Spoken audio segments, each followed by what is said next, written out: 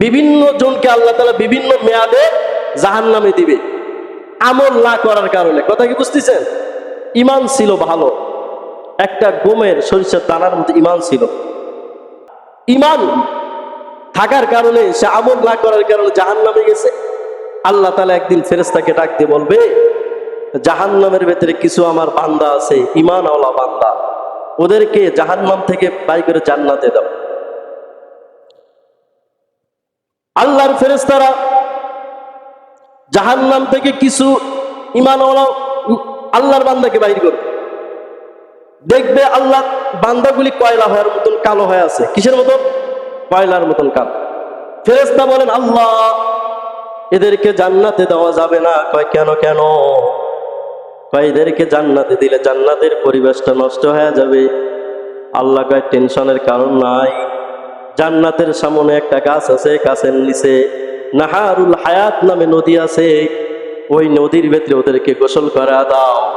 ফেরেশতারা যখন গোসল করা দিবে, দুনিয়ার সবচাইতে যত সুন্দর মানুষ আছে তার থেকে আল্লাহ কোটি কোটি গুণ সুন্দর বানায়া আল্লাহ তাআলা জান্নাতের মেহমান বানায়া দিবে। ওরা জান্নাতে যাবে। এবার আল্লাহ তাআলা আবার ফেরেশতাকে বলবে, দেখো জাহান্নামে আমার কিছু আরো কিছু ঈমান ওয়ালা আমার বান্দা আছে, যেগুলির খবর নবী ওলিরাও জানবে না, ফেরেশতারাও জানতে পারবে না। ফেরেশতা জাহান্নামে আর কোনো তোমার ঈমানওয়ালা বান্দা নাই, আল্লাহ কা আছে। ওগুলি বিভিন্ন জায়গায় চিটার মতন পড়ে থাকবে, চিটার মতন।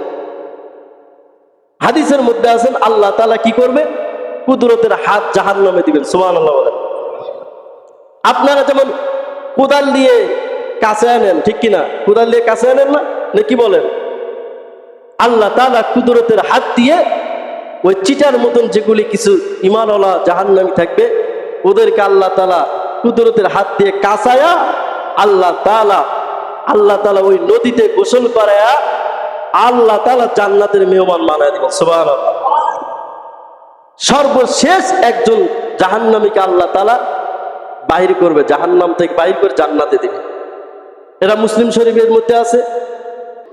আল্লাহর বান্দা একদিন আল্লাহকে বলবেন, আল্লাহ কত বৎসর হয়, কত বৎসর হয় জাহান্নামের ভিতরে আছি, হিসাব নাই, আমাকে কি একটু জাহান্নামের বাহিরে বাই করা যায় না? কথাটা মনোযোগ দিয়ে শুনবেন। আমাকে কি একটু জাহান্নামের মাঝখান থেকে বাহিরে বাই করে দেওয়া যায় না? আল্লাহ তাআলা ওই বান্দাকে জাহান্নাম থেকে যে বাহির করবে একটা কৌশল। আল্লাহ বলেন, ঠিক আছে, তোকে জাহান্নামে বাহিরে আমি বসার অনুমতি দিলাম। সুবহানাল্লাহ বলেন। আল্লাহর বান্দাকে যখন জাহান্নামের বাহিরে বসতে দিবেন, আল্লাহর বান্দা বসার পরে সামনে লক্ষ্য করবে সুন্দর একটা গাছ। এত সুন্দর গাছ সে জীবনেও দেখে নেই। সুবহানাল্লাহ। আল্লাহর বান্দা আল্লাহকে ডাক দিয়ে বলবেন, আল্লাহ জাহান্নামের মাঝখান থেকে বাহিরে বের করে বসার অনুমতি দিলেন। আল্লাহ ওই যে একটা সুন্দর গাছ দেখা যায়, আল্লাহ ওই গাছটার কাছে কি আমাকে একটু গাছের নিচে বসার কি অনুমতি দেওয়া যায় না?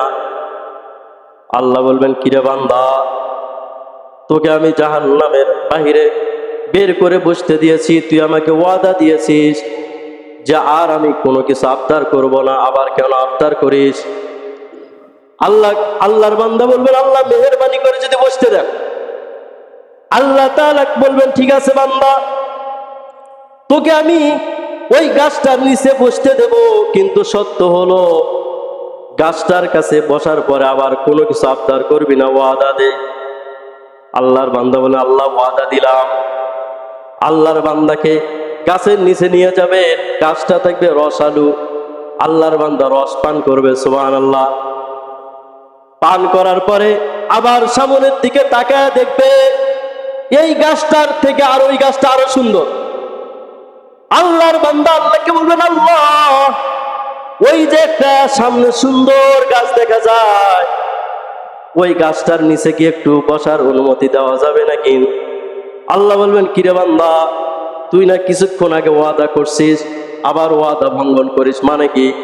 আল্লাহ মেহেরবানি করে যদি দেন। আল্লাহ বলবেন, ঠিক আছে, অনুমতি দিলাম, যা ওই গাছের নিচে বস। আল্লাহর বান্দা ওই গাছের নিচে বসবে।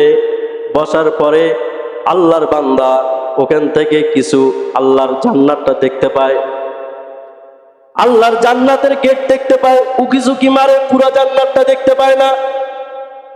আবার আল্লাহর বান্দা আল্লাহকে ডাক দিবেন, আল্লাহ, আল্লাহ এই গাছে বসার অনুমতি দিছে, কিন্তু এখান থেকে শুধু জান্নাতটা কিছু কিছু দেখা যায়, পুরা জান্নাতটা দেখতে পারি না।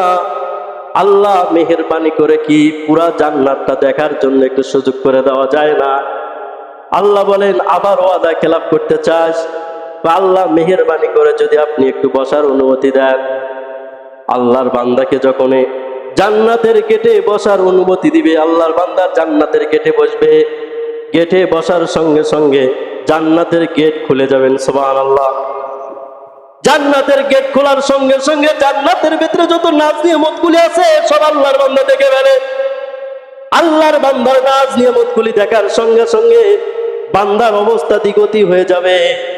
এবার যেন মালিকের পারমিশন ছাড়াই যেন জান্নাতে ঢুকতে চায়। সঙ্গে সঙ্গে আল্লাহকে ডাক দিয়ে বলো, আল্লাহ, জাহান্নামের মাঝখান থেকে আল্লাহ জান্নাতের গেট পর্যন্ত বসার অনুমতি দিয়েছো। আল্লাহ, ওই যে ভেতে জান্নাতের নাজ নিয়ামতগুলি দেখা যায়, আল্লাহ মেহেরবানি করে কি একটু জান্নাতে আমাকে একটু যাওয়ার অনুমতি দেওয়া যাবে নাকি? জান্নাতের ভেতরে একটা দৌড় দিমু, আবার দৌড় দিয়ে আসমু, এতটুকু একটা দৌড় দেবো আল্লাহ, জান্নাতের ভেতরে আবার দৌড় দিয়ে আসবো। আল্লাহ বলেন, তাই নাকি? ঠিক আছে, যা, একটা জান্নাতের ভেতরে দৌড় দিয়ে আবার চলে আসবি। আল্লাহর বান্দা জান্নাতের ভেতরে দৌড়ায় দৌড়ায় দৌড়ায় দৌড়ায়। আল্লাহ তাআলা ডাক দেয়, থাম। আল্লাহর বান্দা থামে না। আল্লাহ কয়, থাম। আল্লাহর বান্দা থেমে যাবে। কিরে, এই মুহূর্তে তাড়াতাড়ি জান্নাত থেকে বাইর হ। আল্লাহর বান্দা আল্লাহকে বয়ান করতেছে, আল্লাহ, দুনিয়াতে হুজুরেরা ওয়াজ করছেন, ওলামায়ে ইকরাম ওয়াজ করছে, শুনেছি জান্নাতে একবার যদি কেউ ঢোকে তাহলে জান্নাত থেকে সে আর বাইর হয় না। আল্লাহ, যেমন ভাবে হোক আমি জান্নাতের ভেতরে ঢুকছি, আর আমি বাইর হব না। সুবহানাল্লাহ। আল্লাহর পয়গম্বর হাদিসের মধ্যে বর্ণনা করেন, এই যে আল্লাহর বান্দাকে জাহান্নাম থেকে কৌশলে কৌশলে মহব্বত করে জান্নাতে নিয়ে যাইতেছে, এটা আল্লাহ তাআলা তার বান্দার সঙ্গে মহব্বতের খেলা করতেছে। সুবহানাল্লাহ। আল্লাহ কয়, ঠিক আছে, জান্নাতে থাক। আল্লাহর বান্দা জান্নাতে থাকার অনুমতি দিয়েছেন। এবার জান্নাতীদের ঘরে যায়, নক করে। জান্নাতীরা বাইর হয়, বলে, কি খবর ভাই, একটু জান্নাতের ভেতরে থাকার জায়গা দেওয়া যাবে? জান্নাতীরা বলবে, না না, থাকার জায়গা নাই। একে একে করে অনেকের দরজার কাছে যাবে, কেউ অনুমতি দিবে না। তখন আল্লাহ তাআলা বলবেন, কিরে বান্দা, ভাই আল্লাহ জান্নাত দিলেন কিন্তু থাকার জায়গা কই? জান্নাত দিলেন, থাকার জায়গা কই? আল্লাহ কয়, ঠিক আছে, তুই আমার কাছে যা চাওয়ার চা। এখন বান্দার তো মনটা ছোট, চাওয়াও ছোট, ঠিক কিনা? আল্লাহ বান্দার কি চাবে? আল্লাহর বান্দা যেগুলি চাবে আল্লাহর পছন্দ হবে না। আল্লাহ কয়, আমি তোকে কি কি দেবো এটার লিস্ট কর। সুবহানাল্লাহ বলেন। আল্লাহ বলেন, তোর জান্নাতের ভিতরে খাবারের দরকার? হয় আল্লাহ। জান্নাতে যত নাজ নিয়ামত আছে, যত খাবার আছে তুই ভোগ কর। জান্নাতের ভেতরে তোর পানির দরকার? আল্লাহ। জান্নাতের ভেতরে সারা তহুরা দিয়ে দিলাম। সুবহানাল্লাহ। বা জান্নাতের ভেতরে তোর একটা থাকার জায়গা, পালঙ্কের দরকার, খাটের দরকার? আল্লাহ। তোকে একটা এমন খাট দিয়ে দিলাম, স্বর্ণ রূপা মানিক দিয়ে জড়ানো এমন একটা তোকে খাট দিয়ে দিলাম। সুবহানাল্লাহ। খাটে একা একা থাকলে ভালো লাগবে না? মানে কি, কত একটা বউ লাগবে না? সুবহানাল্লাহ। আল্লাহ কয়, তোকে একটা বউ দিয়ে দিলাম, হুরগেলমান দিয়ে দিলাম। সুবহানাল্লাহ। আল্লাহ বলেন, এগুলি যে তোকে দিয়ে দিলাম, কত সোফা সেট দিলাম, ডাইনিং টেবিল দিলাম, কত ফার্নিচার দিলাম, এগুলি রাখবি কোথায়? তোর একটা ঘরের দরকার, ঠিক কিনা? আল্লাহ বলতে কয়, আল্লাহ দরকার। আল্লাহ কয়, শোন, তোর সামান্য ঈমান থাকার কারণে আমি আল্লাহ তাআলা এইরকম 10টা দুনিয়ার সমান তোকে একটা আমি আল্লাহ জান্নাত দিয়ে দিলাম। জোরে বলেন সুবহানাল্লাহ। যা, তোকে আমি একটা জান্নাতের ভাড়া দিয়ে দিলাম। সুবহানাল্লাহ।